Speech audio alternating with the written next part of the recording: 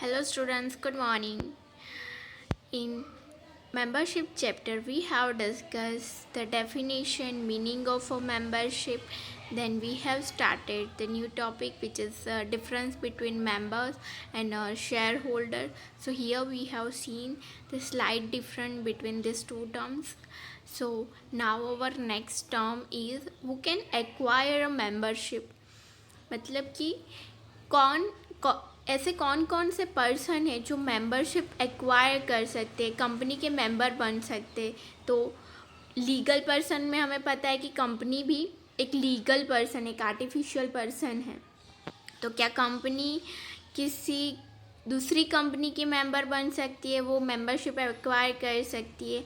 ऐसे कौन कौन से दूसरे पर्सन है जो मेंबरशिप एक्वायर कर सकते हैं। तो वो लिस्ट में क्या क्या इंक्लूड होता है वो आज हम डिस्कस करेंगे। ओके, तो our topic is who can acquire a membership. So आज हम डिस्कस करेंगे कि मेंबरशिप लेने के लिए कौन कौन एलिजिबल है। A company that comes into existence by law is an artificial person. It can exercise right as a living person. According to law, any independent existence and personality unit can be member of a company. For this, provision of articles of association should be observed. So, we know that a company is an artificial person. तो जैसे ही rights है as a person के पास, जो right है वो company को भी दिए गए हैं कि कंपनी एक आर्टिफिशियल पर्सन है in the eyes of law. तो उसे भी बहुत सारे राइट दिए गए हैं, वो किसी और कंपनी की मेंबर भी बन सकती है, बट उसके लिए आर्टिकल्स ऑफ एसोसिएशन के जो प्रोविज़न है एओए में प्रोविज़न्स दिए गए हैं, तो वो प्रोविज़न्स फुलफिल होने चाहिए। Company can be a member of any other company, but फिर भी एओए में प्रोविज़न दिए गए जो ऑब्जर्व होने चाहिए। ओके, द फॉलोइंग पर्सन और institutions can be made members.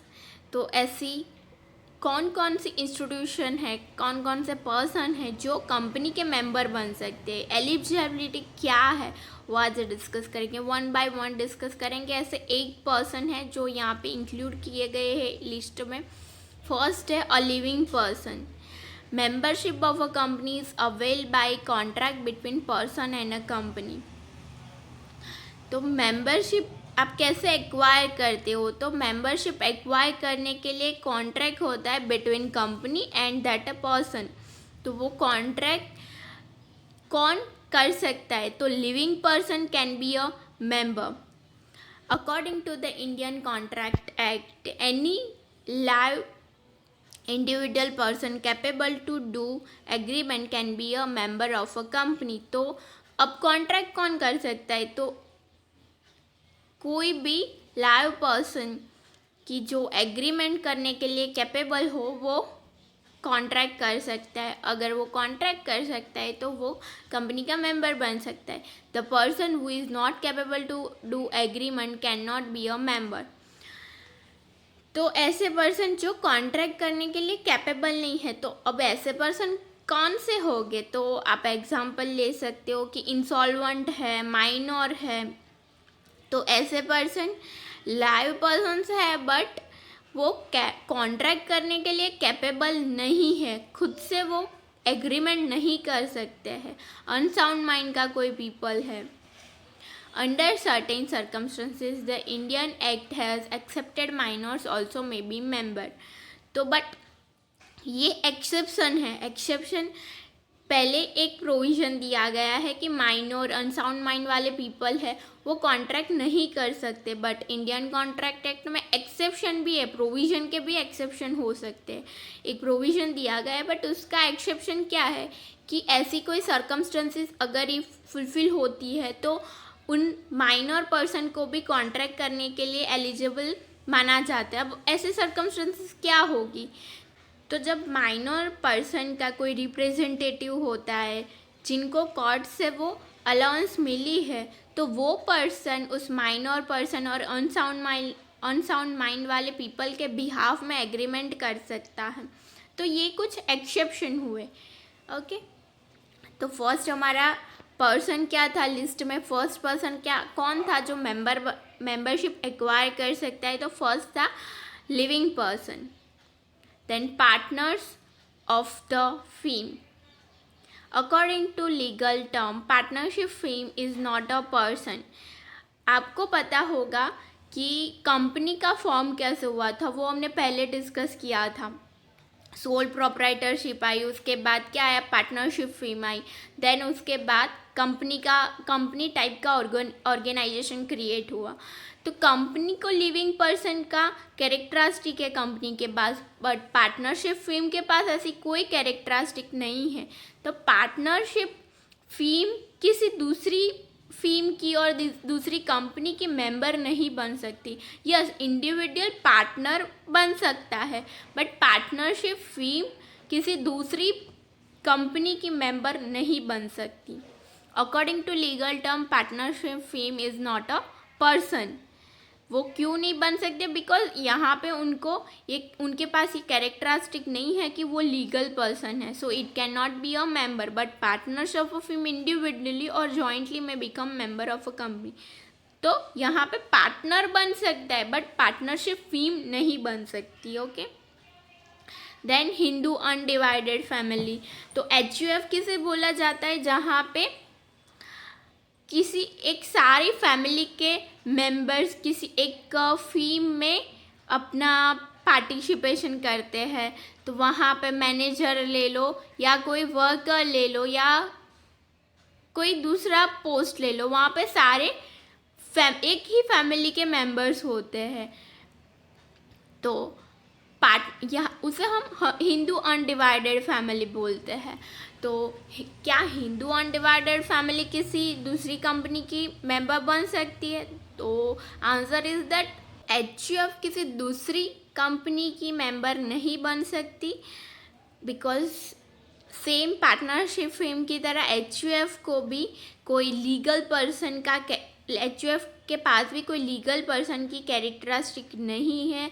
उनको in the eyes of law कोई लीगल पर्सन का टैग नहीं मिला है।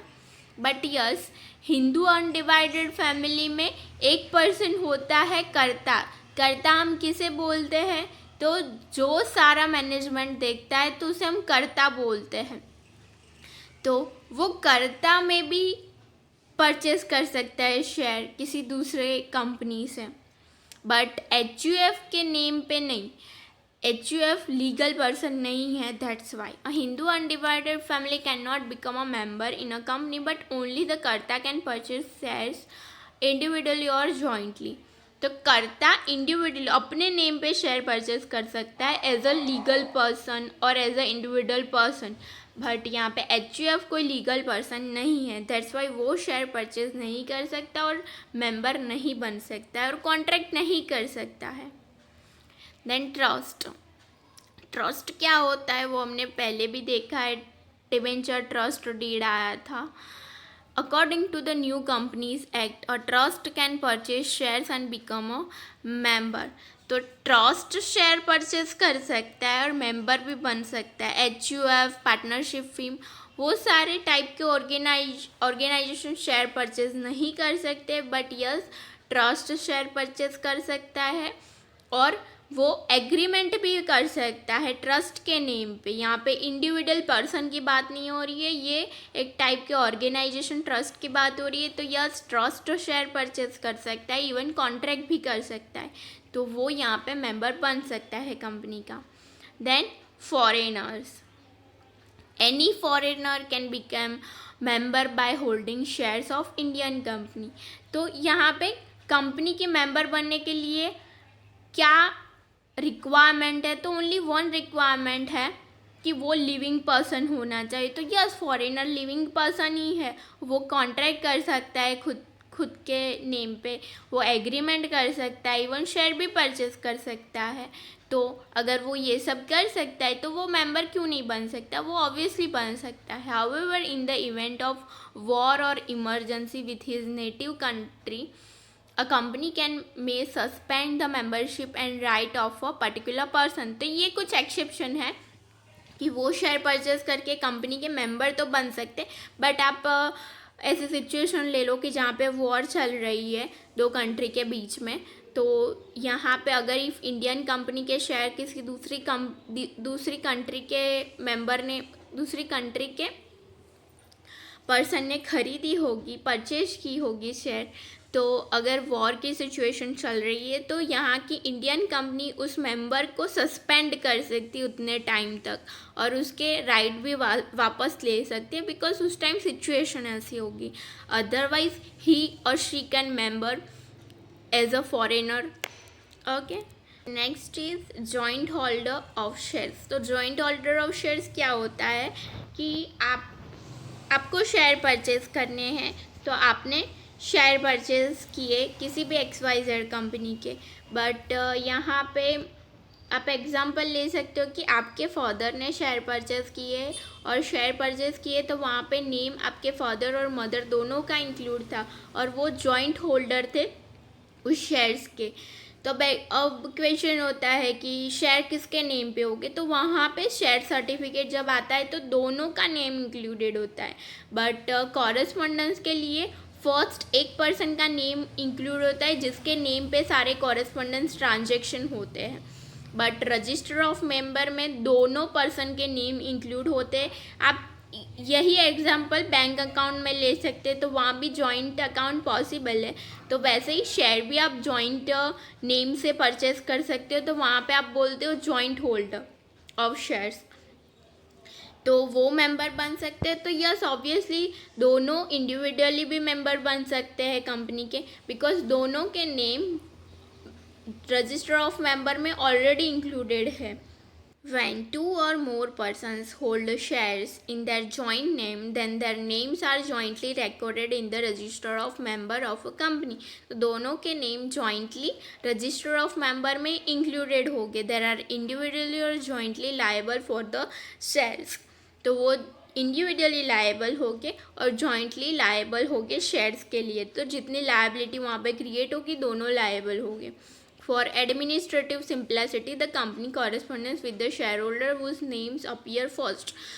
तो ये सिर्फ सिंप्लिसिटी और ट्रांजेक्शन के लिए होगा कि जिस भी शेयर होल्डर का नेम फर्स्ट अपीयर होगा उसके नेम पे सारे ट्रांजेक्शन होंगे, बट ओनली वन पर्सन का नेम वहाँ इंक्लूडेड नहीं होगा, दोनों के नेम इंक्लूडेड होंगे, बट एक ही पर्सन के नेम पे ट्रांजेक्शन होता होगा. But that doesn't mean that the other person is not a member of a company. Both are the members of a company. Okay, then next type of organization is a company. So we also know the characteristic of a company. As a company is a legal person having an artificial personality, it can become a member in any other company. Company can be a member according to articles of association. The following provisions will have to be complied with. तो company के characteristic क्या है, तो company is a legal person in the eyes of law. So company can be a member of any other company, and उस member बनने के लिए company को क्या फुलफ़िल करना होगा, तो प्रोविज़न फुलफ़िल करने होंगे जो आर्टिकल्स ऑफ एसोसिएशन में मेंशन होंगी. तो वो प्रोविज़न क्या है, फर्स्ट है कंपनी में take membership of any other company according to its own articles of association. A subsidiary company cannot obtain membership of its holding company. तो company can be a member of any other company by fulfilling the provision of its articles of association. But subsidiary company उसकी holding company की member नहीं बन सकती. तो subsidiary company क्या होती है और holding company क्या होती है, वो एक एग्जाम्पल से समझते हैं. आप एक एग्जाम्पल ले सकते हो कि दो कंपनी है, ए कंपनी है और दूसरी कंपनी है बी कंपनी. तो यहाँ पे क्या होता है कि ए कंपनी ने बी कंपनी के 50% से ज़्यादा शेयर परचेस करके वो बी कंपनी की होल्डिंग कंपनी बनती है. यहाँ पे क्या हुआ कि ए कंपनी ने बी कंपनी के 50 से ज़्यादा, मतलब आप एग्जांपल ले सकते हो कि 60% का पोर्शन खरीद के वो दूसरी कंपनी की होल्डिंग कंपनी बनती है, मतलब कि पेरेंट कंपनी बनती है। मतलब अब जब बी कंपनी में जो सारा मैनेजमेंट होगा, जो सारे मेजर डिसीजन लिए जाएंगे वो ए कंपनी के थ्रू लिए जाएंगे। तो बी कंपनी क्या होती है, वो सब्सिडरी कंपनी बनती है, बिकॉज अब उसकी खुद की कंपनी में उसका पोर्शन ओनली 40% है, कम पोर्शन है, वाइल ज़्यादा पोर्शन किस कंपनी का है, ए कंपनी का है, बिकॉज उसने उतने शेयर परचेज कर लिए है। तो वो होल्डिंग कंपनी बनती है, वाइल बी कंपनी क्या बनती है, सब्सिडरी कंपनी बनती है। तो यहाँ पे क्या प्रोविज़न है कि कोई भी सब्सिडरी कंपनी दूसरी उसकी होल्डिंग कंपनी के शेयर परचेस नहीं कर सकती, नॉर उसकी मेंबर बन सकती है। तो यहाँ पे बी कंपनी जो है वो ए कंपनी के शेयर परचेस नहीं कर सकती, नॉर उसका मेंबर बन सकते हैं। Okay, then however in the following circumstances subsidiary company can become a member of the holding company। तो आगे जो हमने प्रोविज़न पढ़े थे उसका ये एक्सेप्शन है कि इस एक्सेप्शन में सब्सिडरी कंपनी भी होल्डिंग कंपनी की मेंबर बन सकती है। तो वो एक्सेप्शन क्या है प्रोविज़न के, वो रीड करते हैं। First is representative of holding company passes away and subsidiary company holds shares as representative। So holding company का रिप्रेजेंटेटिव पास हो जाता है, तो अब जो बची है वो सब्सिडरी कंपनी तो अब वो शेयर्स के रिप्रेजेंटेटिव बनती है। Then next is subsidiary company is a trustee of any member but has no personal interest in the trust. तो होल्डिंग कंपनी जो होती है उसके जो मेंबर्स होते हैं, तो उस मेंबर के लिए ये subsidiary company can be work as a trustee, but ये प्रोविज़न ज़रूर है कि ट्रस्टी की तरह वर्क कर सकते हो उस मेंबर के लिए, बट यस आप का खुद का कोई पर्सनल इंटरेस्ट नहीं होना चाहिए उस ट्रस्ट में। आप only as a trustee work करते होने चाहिए, पर्सनल इंटरेस्ट नहीं होना चाहिए। If the subsidiary company was already member before the execution of law, तो दिस प्रोविज़न केम, तो उसके पहले से आप उस होल्डिंग कंपनी के मेंबर हो तो फिर वो लीगल है, उसके लिए आपको ये आगे का प्रोविज़न है वो फुलफ़िल करने की रिक्वायरमेंट नहीं है, बिकॉज आप ऑलरेडी इस ये लॉ के एग्जीक्यूशन के बिफोर से मेंबर हो। Then last is other institution. Cooperative society registered under the cooperative societies act can become member of a company by purchasing its shares subject to the provision of their constitution and bylaws. तो cooperative society can also be a member of the company, but उसके लिए उसके bylaws क्या होते हैं, तो वो provision ही होते हैं एक टाइप के। ये जो हम एओए में सारे प्रोविज़न पढ़ते हैं, तो वैसे ही बायलॉज होते हैं जहाँ पे रूल्स एंड रेगुलेशन मेंशन होते हैं। और कॉन्स्टिट्यूशन में भी ऐसा होता है कि इसको किस तरह वर्क करना है सोसाइटी को, तो उस रिगार्डिंग वहाँ पे रूल्स रेगुलेशन दिए होते, तो वो रूल्स रेगुलेशन फॉलो करके cooperative society can also be a member of a company. तो यहाँ पे आज हमने क्या डिस्कस किया कि ऐसी कौन कौन सी इंस्टीट्यूशन, ऑर्गेनाइजेशन और कौन कौन से पर्सन है जो कि मेंबर बन सकते हैं कंपनी के, वो can acquire a membership. Okay.